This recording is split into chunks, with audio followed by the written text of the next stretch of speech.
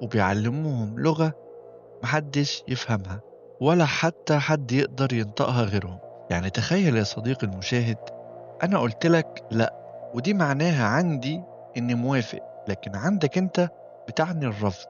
فلك أن تتخيل أطفال اتعلموا لغة واحدة بس مفيش زيها ولا شبهها في الكوكب كله، لغة كلها أوامر وقتل وخضوع تام.